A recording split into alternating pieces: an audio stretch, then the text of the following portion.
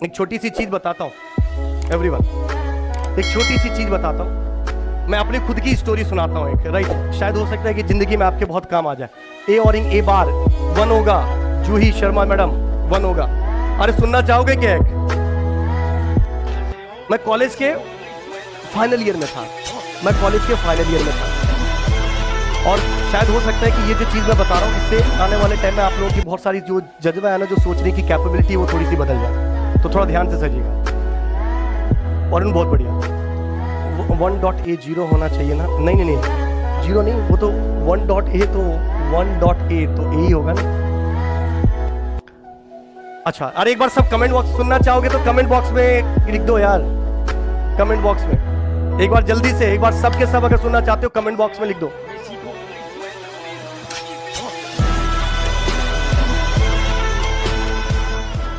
बिल्कुल बिल्कुल बिल्कुल बिल्कुल मुस्ताक, राइट। अरे कोई कमेंट कर रहा है कि नहीं कर रहा है? बहुत ही बढ़िया। तो जब मैं कॉलेज के फाइनल ईयर में था दोस्तों, तो कॉलेज के फाइनल ईयर में क्या, मैं थोड़ा मोह माया में पड़ा हुआ था। मोह माया समझ लो ना आप लोग, राइट। बहुत लोग आप में से समझ रहे होंगे।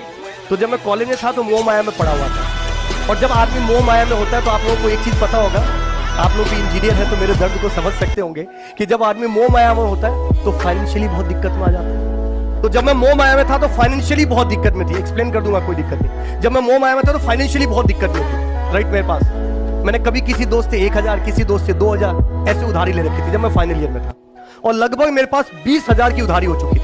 20,000 की मेरे पास उधारी हो चुकी थी। अब दोस्त थे, राइट, दोस्त थे, कोई पैसा नहीं मांगता था, पर मैं भी तो खुददार था ना कि पैसा लिया हूं तो पैसा दूंगा। पर यार सोचना, खुददारी अपनी जगह, जेब में पैसा होना अपनी जगह।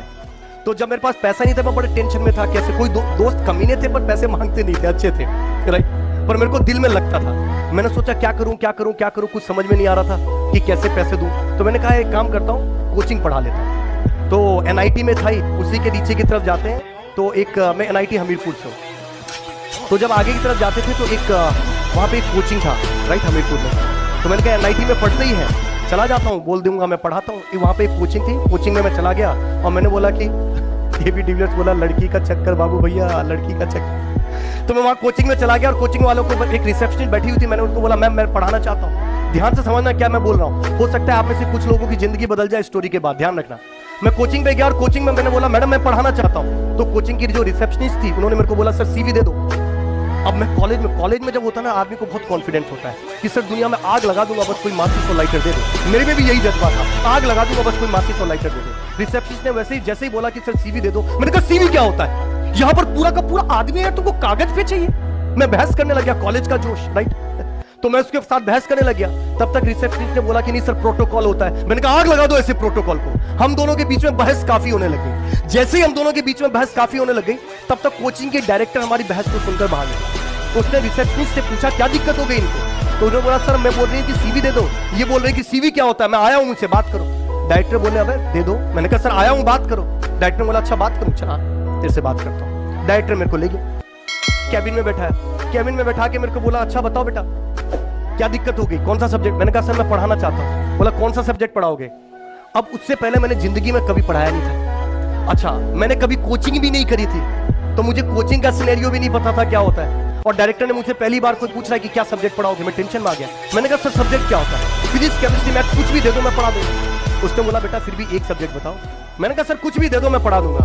उसने बोला बेटा हमारे यहाँ पे फिजिक्स भी 3 फैकल्टी मिलकर पढ़ाती। तब मेरे को पता चला ओहो यहाँ पर एक ही सब्जेक्ट 3 लोग मिलकर पढ़ाते हैं। और मैं टेंशन में आ गया। मैंने कहा काम करो सर, केमिस्ट्री बोरिंग है हटा दो, केमिस्ट्री बोरिंग है हटा दो, फिजिक्स और मैथ्स दोनों में से कुछ भी दे दो मैं पढ़ा दूंगा। उसने बोला पक्का पढ़ा दोगे? मैंने कहा हाँ सर पढ़ा दूंगा। तो उस डायरेक्टर ने क्या किया, उन्होंने कुछ बच्चों का एडवांसमेंट के हिसाब से कुछ टेस्ट किया होगा, वो मैथ्स की फैकल्टी थी। उन्होंने इंटीग्रेशन के 10 क्वेश्चन का सेट था जो उन्होंने बच्चों से टेस्ट किया था, मेरे सामने लाके रख दिया। बोला इसको सॉल्व करके बताओ। जैसे ही मेरे सामने रख दिया मैं घबरा गया। मैंने कहा सर ऐसे थोड़ी होता है, आज तो मैं बात करने आया हूं, आज बात करेंगे, डिसाइड करेंगे, राइट, उसके बाद सब्जेक्ट लेंगे। अभी थोड़ी होता है, अभी तो मैं बात करने, आप क्वेश्चन पूछने लगे ना, ये चीटिंग है, मैं नहीं खेल रहा। कोचिंग के डायरेक्टर ने बोला कि बेटा ऐसा नहीं है, अगर तुम बोल रहे हो कि फिजिक्स और मैथ्स दोनों में से कोई पढ़ा सकते हो तो इंटीग्रेशन तो बेसिक है। मैंने देखा हालांकि इतना भी बेसिक क्वेश्चन नहीं था, एक नजर जे देखा था मैंने। फर्स्ट बोला ये तो बेसिक है, ये तो करके बताओ। अब मैं जो हूं ना वो बेसिकली बिहार से हूं, right, born and brought up Rajasthan का है, पर मैं बेसिकली उदयपुर से, पर मैं बेसिकली बिहार से। और बिहार में एक खास बात होती है, जो मैथ्स है ना वो रग रग में बहता है। ऐसे चीरा लगेगा ना तो इंटीग्रेशन डिफरेंशिएशन निकलता है, खून बाद में निकलता है। ये बिहार की एक खास बात है, राइट। तो जैसे इसने क्वेश्चन दिया, मैथ्स मेरा ठीक ठाक था, मैंने उस क्वेश्चन को निपटा दिया। मेरे को 5-7 मिनट लगे होंगे उस 10 क्वेश्चन को मैंने सॉल्व कर दिया। जैसे मैंने वो 10 क्वेश्चन को सॉल्व कर दिया, डायरेक्टर हो गया इंप्रेस, डायरेक्टर हो गया इंप्रेस। और इंप्रेस हो गया तो वो मुझसे बात करने लगे सैलरी की, कितनी सैलरी चाहिए। अब कितनी सैलरी चाहिए, जिंदगी में पहली बार, घर से उस टाइम 1-1.5 हजार रुपए पापा भेजते थे हर महीने की। जिंदगी में कोई पहली बार मेरे से पूछ रहा है कितनी सैलरी चाहिए, मैं भावुक हो गया, टेंशन हो गया। पर मुझे पता था मेरे पर उधारी कितने की है, उधारी कितने की है सर, 20 रुपए की, 20,000 की, 20 रुपए की, 20K की। मुझे पता था उधारी कितने की है, 20,000 की। 20,000 तो चाहिए कोचिंग वाले से। अब मैं मन ही मन में सोच रहा था कितना बोलूं, 20। फिर मन में सोचा यार 20 तो उधारी वाले ले जाएंगे, मेरे जेब में क्या बचेगा, एक काम करता हूं 25 बोलता हूं। फिर मन में सोचा 25। फिर मेरे को लगा बाप रे 25,000, 25,000 में तो मेरे से निकाल देगा, लेगा ही नहीं मेरे को। फिर मैंने सोचा 20 ही बोलता हूं। फिर मन में आया 25। अभी मैं बोल रहा हूं, हो सकता है आपको थोड़ा अजीब सा लग रहा होगा, मेरी सिचुएशन को समझिएगा। कोचिंग का डायरेक्टर मुझसे पूछ रहा है तुम्हें कितनी सैलरी चाहिए, और मैं 20, 25 मुझे बहुत ज्यादा लग रहा है। मैं 20, 25, 20, 25, 20, 25 के कष्ट में डूबा हुआ था। तब तक डायरेक्टर ने मुझे बोला कि हम तुमको 45,000 पे कर सकते हैं। मैं कुछ बोला ही नहीं, डायरेक्टर ने मुझे बोला कि हम आपको 45,000 पे कर सकते हैं। जैसे डायरेक्टर ने 45,000 बोला, मैंने बोला 45 तो कम पड़ेगा सर, राइट। मैंने कम पड़ेगा बोला, और उसने बोला 2-3 महीने पढ़ा, उसके बाद फिर बढ़ा देंगे।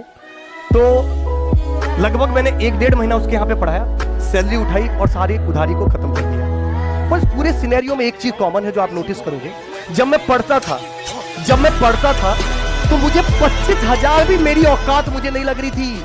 मुझे लग रहा था कि कोचिंग का डायरेक्टर 25,000 में भी मुझे नहीं लेगा, मुझे निकाल देगा। उस समय मुझे उस डायरेक्टर ने यह एहसास कराया कि 45 तो तू पढ़ते पढ़ते भी कमा सकता है, टेंशन मत ले। मुझे तो उसने कॉन्फिडेंस दे दिया, पर बहुत से लोगों की पूरी जिंदगी मिल जाती है, निकल जाती है, और वो कॉन्फिडेंस नहीं आ पाता कि उनकी वैल्यू क्या है। और यही तो रीजन है कि एक इंजीनियर करोड़ों के पैकेज को पाकर उसको लात मार देता है, क्योंकि उसको पता है कि उसकी वैल्यू उससे भी ज्यादा है। और एक इंजीनियर 15,000 की नौकरी के लिए भी धक्के खाता रहता है, just because of thoughts, just because of power. यही तभी तो मैं बोलता हूं यहां से जीतो, पहले अपने आप को जीतो, कॉन्फिडेंस, यहां से जीतो। क्योंकि जो यहां से नहीं जीत पाया ना, अपने आप को नहीं जीत पाया ना, दुनिया को क्या खाक जीतेगा। इसलिए सबसे मोस्ट इंपोर्टेंट चीज अपने ऊपर पहले विश्वास होना, कॉन्फिडेंस होना। बाकी का गेट ये सब चौनी भर का पेपर लगेगा अगर आपको आपके ऊपर ट्रस्ट होगा तो, राइट। बहुत बढ़िया। अब लड़की इंप्रेस की बात मत करो भाई, उस लड़की की लव मैरिज हो गई किसी और के साथ। अब ज्यादा मत बोलो, मैं भावुक हो जाऊंगा ना। चलिए आगे आते हैं वापस।